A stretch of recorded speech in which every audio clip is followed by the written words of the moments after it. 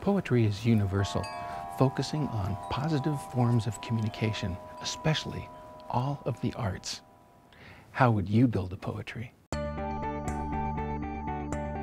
My school is big with cuddles, red, green, blue, and tan too. There's lots of classes in the school. Never give up. Lift the heavy weight. Take another step to life. Stand up. What is responsible, honest, benevolent, caring? A wisher, a liar, a hoper, a prayer. Well, you know, every child is different. Every child is unique. And some children express themselves through writing. Some children express themselves through art or music. And it's just wonderful to be able to have an opportunity to have another avenue and to really, their feelings, share those feelings, because it's important for us to listen to what the children are saying. And the children are so open, so very, very open. It's a wonderful innocence. My dad is sad, I am mad that he is gone as a bird in migration. He flew and flew away from here. We've had different experiences expressed through these poems. There's been a couple of times where I've read a poem and had the kid come over for me a minute and said, you know, hey, is there something we want to talk about here? Do you know, is everything going okay? And they've been able to say, you know, it's a little bit better now that I've been able to get some of my feelings out. And some of them have started their own little notebooks at home now with poetry and doing it more into like a journal style. And they've told me that they've been writing poems into their journals and those type of things. We've had a couple of very active boys who have very much taken to that, where they have kind of a secret little notebook that they've asked me to give them a notebook, and I have, and they've gone through and they've put down a lot of their ideas in there that's just for them in a private sort of escape, which is really nice. A flower is like a child. They grow every day. The next thing you know, they're on their way. I love the way they smell, it doesn't make me young. Whenever the wind blows, they dance and they sing. Just like a bat when it goes wind, flower child never grow by my hands.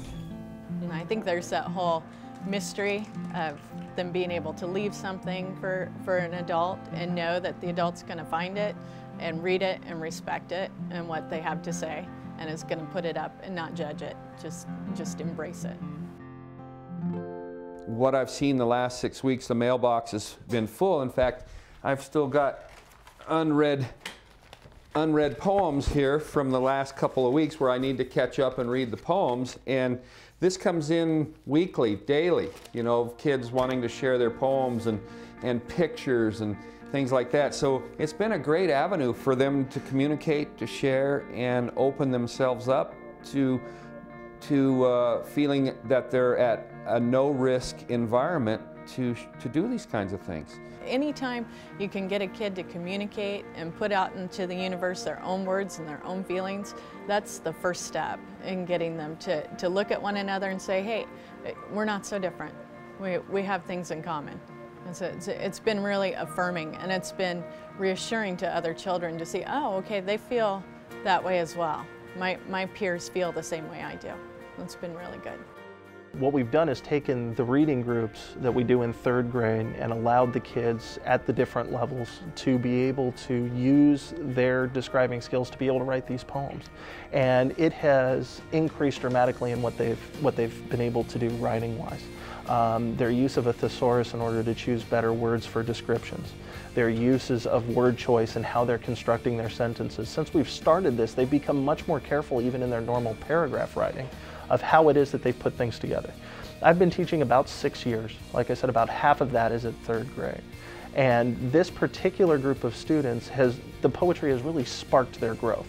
They've been able to really take advantage of the opportunity to express their feelings, to be able to put down deeper ideas, to be able to go into bigger picture concepts with their poems and be able to expand more on those items. That's why I think we need to foster these things in our children. And because there are so many other influences. And again, I think just listening to what they say.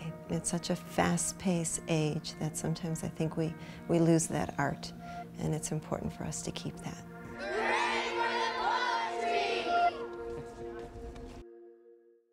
Thank you for sharing this sample of the poetry experience.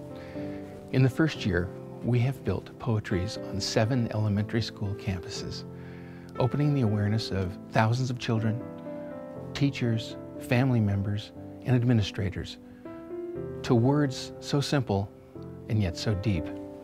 For example, a poem from a third grader. I feel the burn deep inside my lonely soul.